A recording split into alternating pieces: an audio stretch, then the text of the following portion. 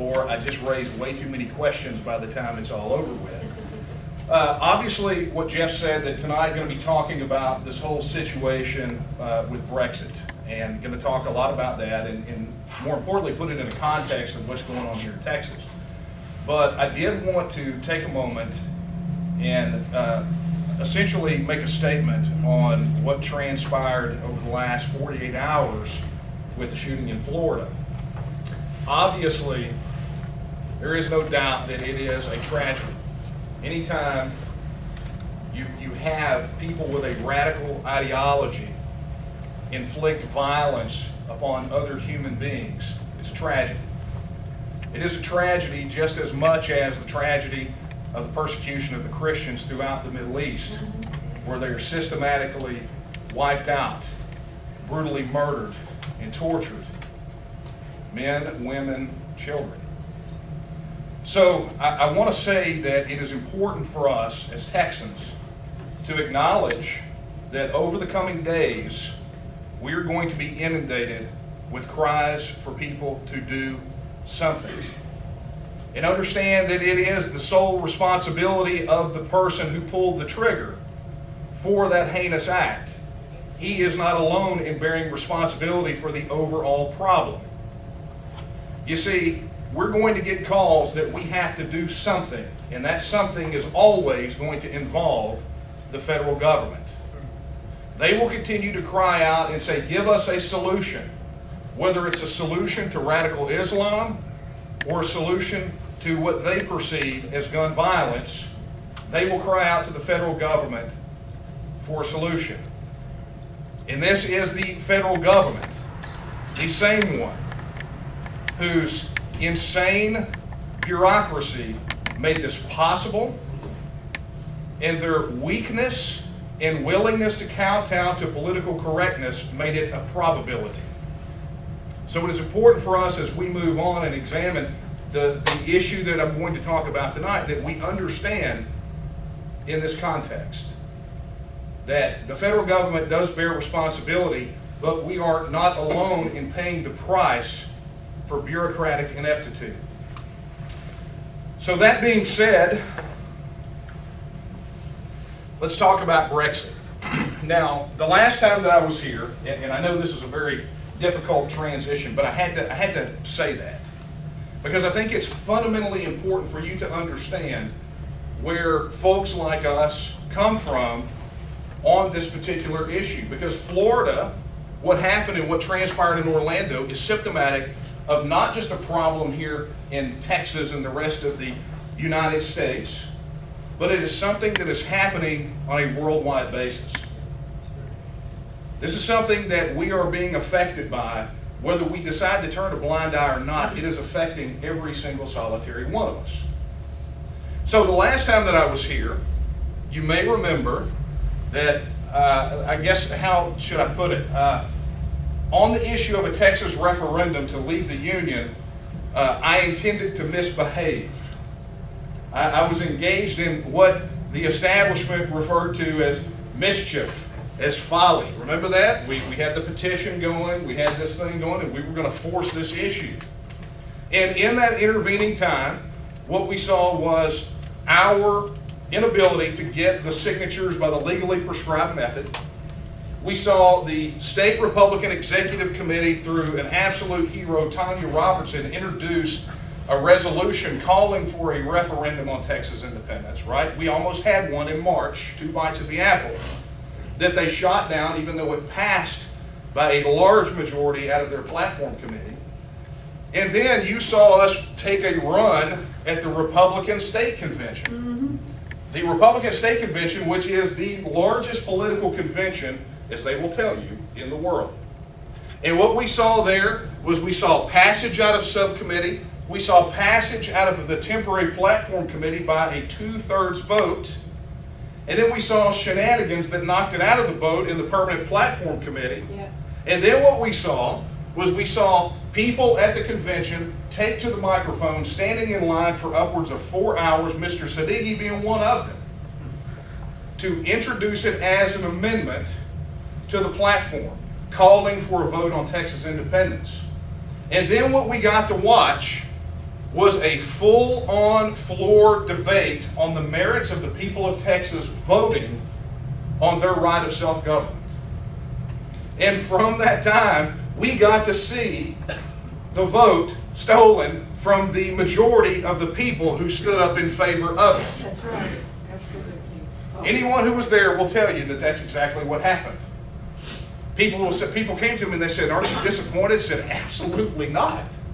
You see, because when this process started, as Jeff said 20 years ago, this was about it, right? I would speak in rooms, sometimes I was the only person there. I would show up and nobody was there. We started out having meetings with 2, 4, 10, 20 people. The supporters of Texas independence polled in these single digits. So to see the state's dominant political party, the delegates representing that entire party, stand up in a majority, regardless of whether it was stolen or not, stand up and say, we believe the people of Texas should at least have the right to vote on their independence. That's huge. But you see, all of that has some context, which brings me to the idea of Brexit and why we're here tonight, I believe.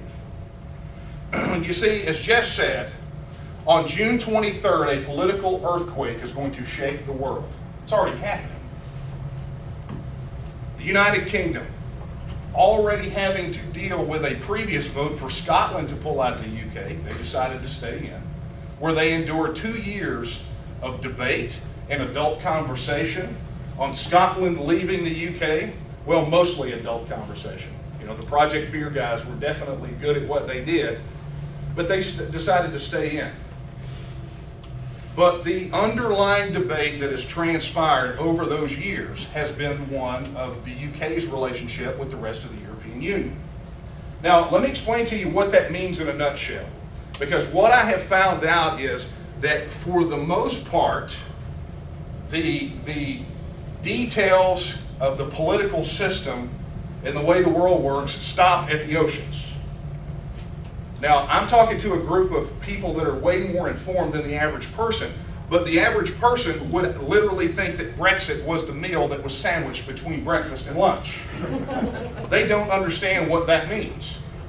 They know that there's a European Union, but they don't know what that means. And if you tell them the UK, they want to know if it's the rap group from Port Arthur.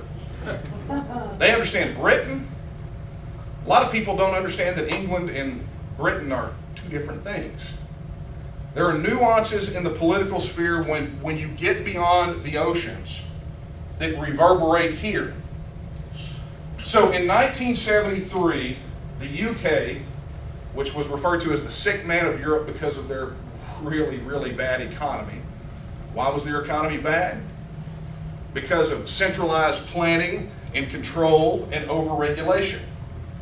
They stared down at the prosperity that was being brought about by what was happening with the German miracle in Western Europe and the foundations of the EU, and they said, hey, we want a piece of that, right? We want to be part of this free trade zone. So they joined what was called the European Common Market. Now, you'll hear a lot about that. As you start tuning into this whole Brexit debate, you'll hear this term common market. And so the people of the UK went to the polls in 1973 and said, we will be part of the common market. We're going to join this trade union. You'll hear them refer to it as a customs union, but it's an economic union. It says, look, we're going to drop tariffs. We're going to trade together. We're going to be able to export our goods into the European countries, and they'll be able to export them back. And so the people of the UK entered into this economic union with a thought that that's what it was, and that's what it would always be. But in the intervening years, tell me if this sounds familiar, in the intervening years, it morphed into something that was unrecognizable to the people who voted in that referendum. It went from being a sole common economic market that was designed to drop tariffs and increase trade and became more and more like a political union. You see, when the European Union started up, that was always the European dream. The European dream was that we would have a European Union, and so therefore France and Germany wouldn't kill each other at the slightest offense any longer. But what has happened is they have over the decades centralized control in Brussels, right? That is their Washington, D.C. for those of you playing the home version of the game. As they have centralized control and regulation has grown and has intruded in the lives of every single solitary person, and they have engaged in the folly of a single currency called the euro, and they brought in these poorer countries from the former Soviet bloc and the southern Mediterranean that have, I mean, their economies are so disparate from what was going on in Western Europe that they absorbed all of that political folly, all of that fallout left from the Soviet Union, and now they are bearing the brunt. So now you have countries like the UK that are subsidizing other poorer states of Europe. Sound familiar? Yeah. The UK is upset because the balance is about 10 billion pounds a year. But in Texas, we're upside down to the tune of anywhere from $100 to $150 billion a year.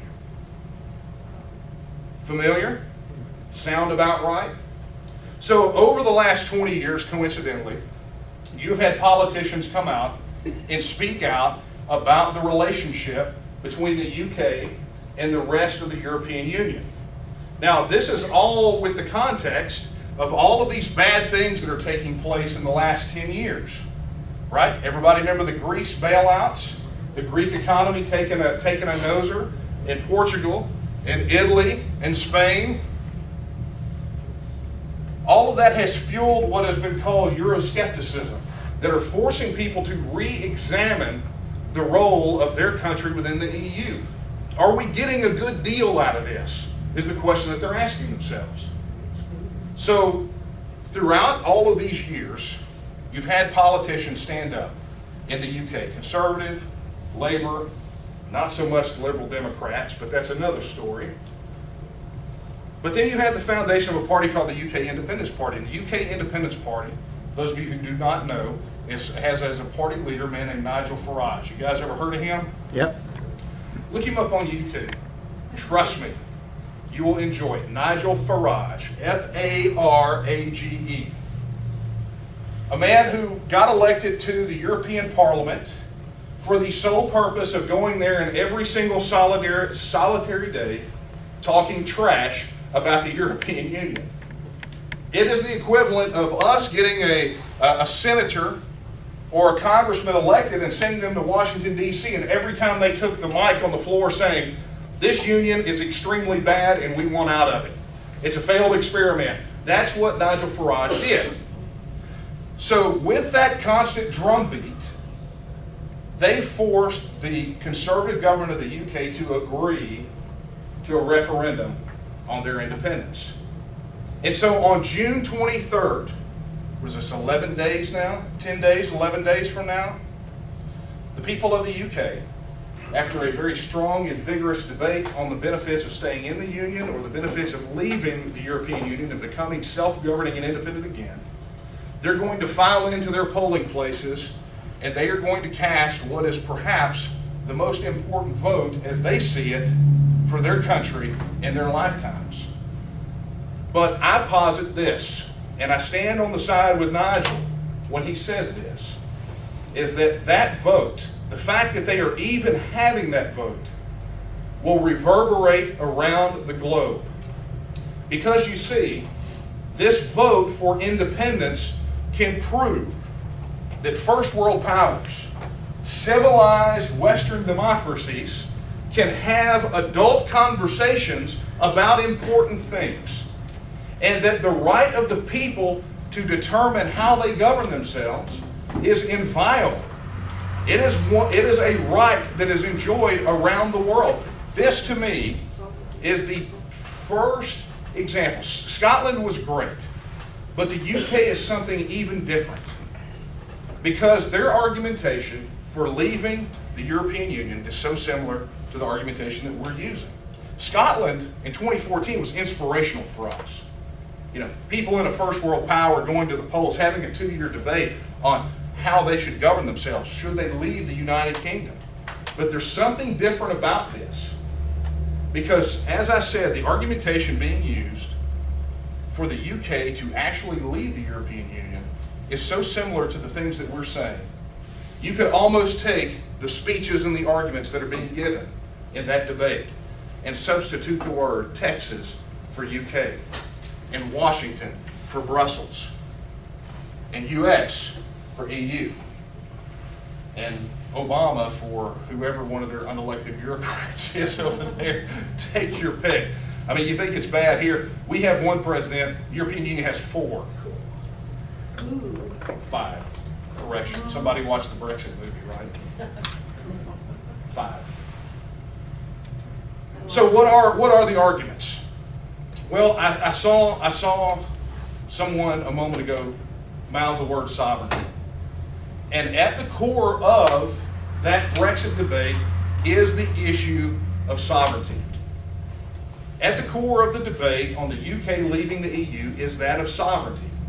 It is the composition of the European Union, where the European Union has transformed from what was an economic union to one that, in the words of the Lisbon Treaty, it brings about ever closer union.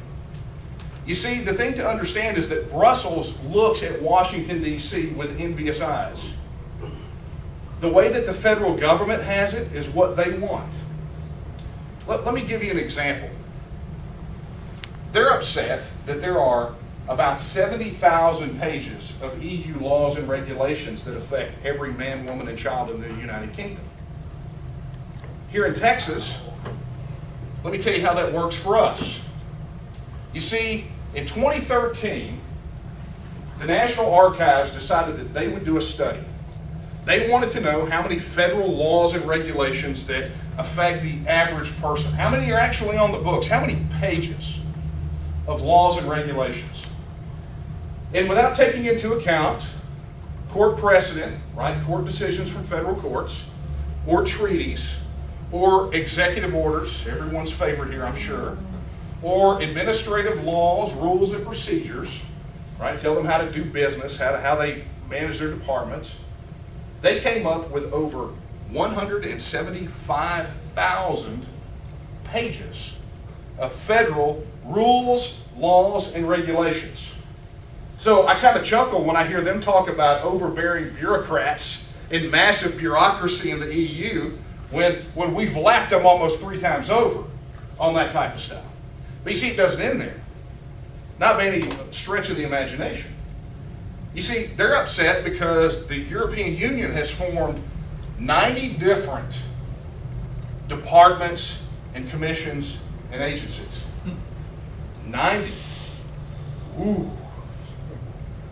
Where here in Texas, we are affected by 440 different federal agencies and commissions. 440. You think that's interesting? Take a look at this. They're upset that there are 10,000 employees of the European Union that make more than the Prime Minister of Great Britain. Wow.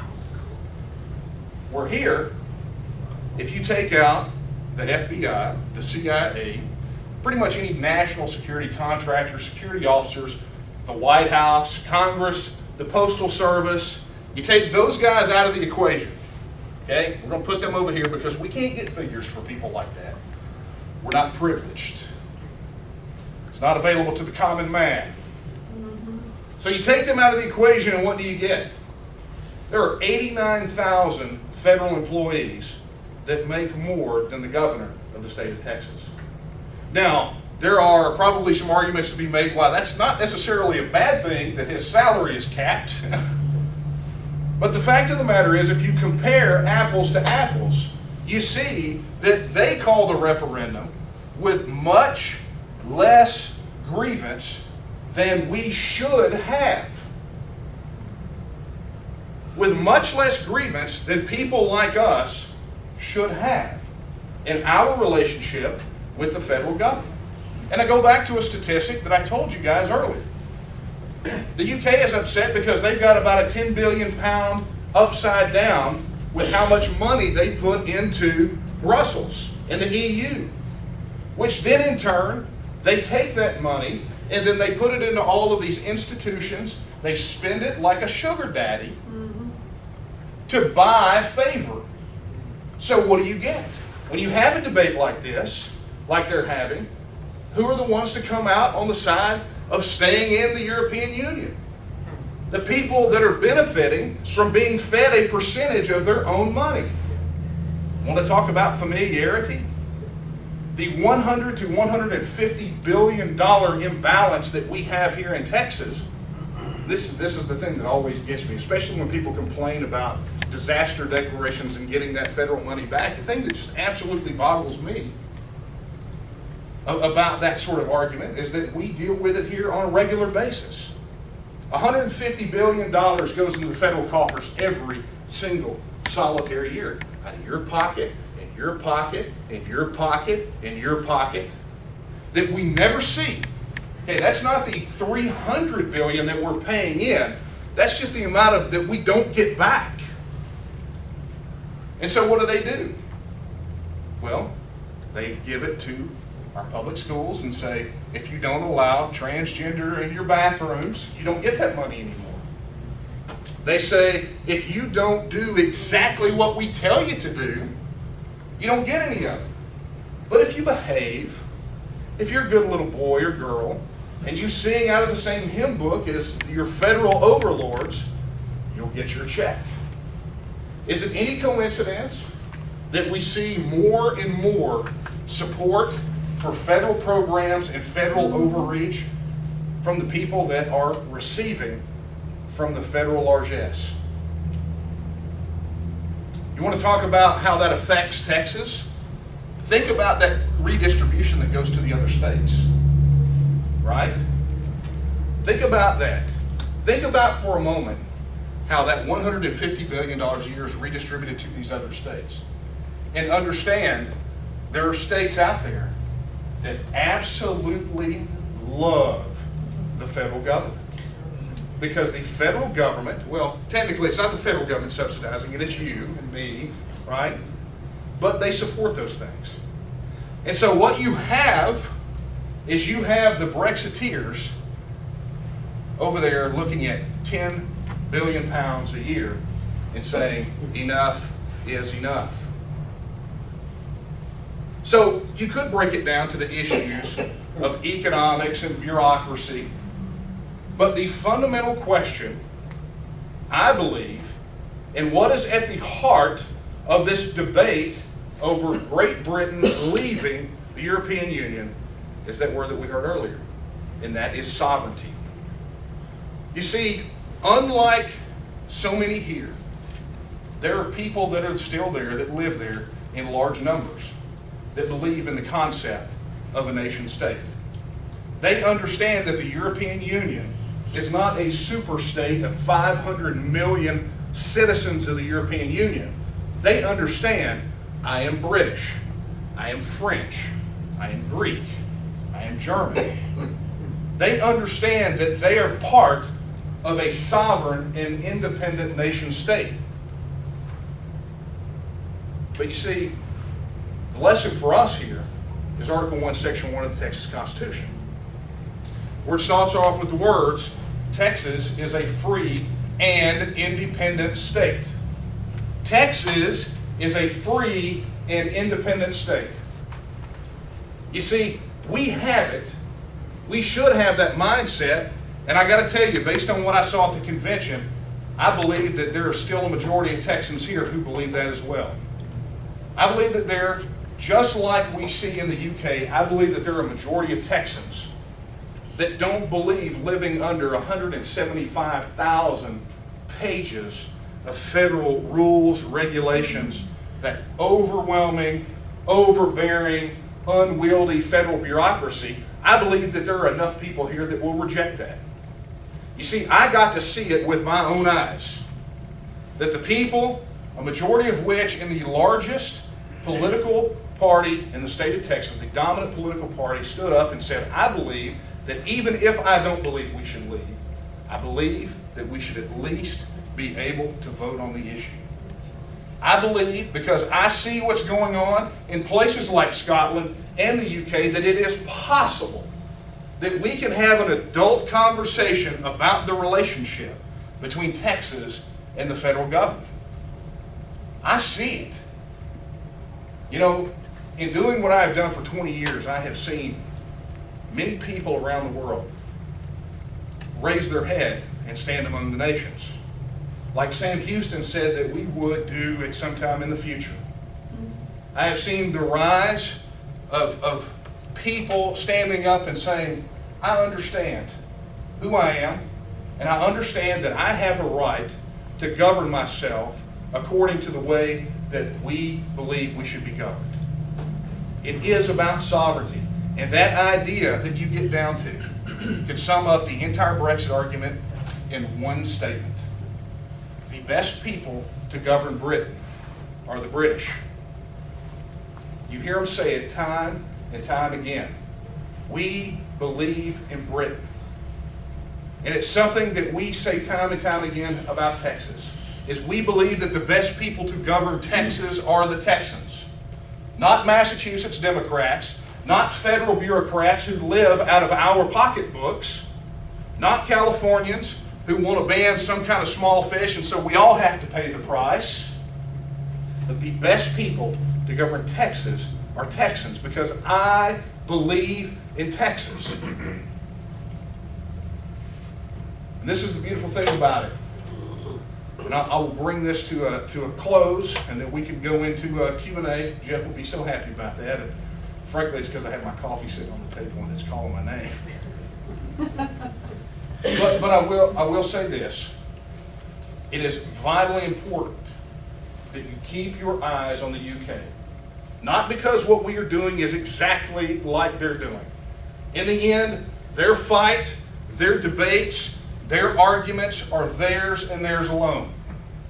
It's what we said when the Scottish referendum came around in 2014, because frankly, no two people on the planet could be so diametrically opposed politically than we are from the Scottish people. But that's their fight. It's their choice. It's their vote. And when they get to exercise, whether it's them or the people of the UK or the people of France or whatever's going to happen to the EU over the next 20 years, even if there is an EU, or even here, when the people of California, you guys may not know this, they actually had a California National Party candidate on the ballot during the primaries, during the assembly vote this last go around. We may be diametrically opposed on policy, but when any of us get to exercise our right of self-determination, it is a cause of celebration. So June 23rd, with the 6-hour time difference, I will be absolutely glued to social media, to the TV. Because I know that regardless of what they decide, leave or remain, that what happens on that day is historic, and it means a lot for us. That is, if the indication is there that seeing the inspiration that people are getting from it. So I admonish you to do this. If you believe that Texans, whether you believe in leave or remain here in Texas, if you just want to be able to do what the people of the UK have done, and that is have an adult debate and a vote on the issue, then there is one solution for you and one solution alone at this moment, and that is the Texas legislature. The Texas legislature, these legislators are already working on legislation for the next session. The ones that have a lock on their seat are already working on it. I know here how many of you were in House 21? 21, yeah. I know right now that they're working on legislation. So your state representative and your state senator need to hear from you. I know it sounds strange to say that you need to go out there and you need to tell these guys what they should already know. Because trust me, the word spread about what happened in Dallas at that convention. They know. But they need to know those people that stood up in favor of a referendum not only exist at a convention in Dallas, but live, work, and vote in their district.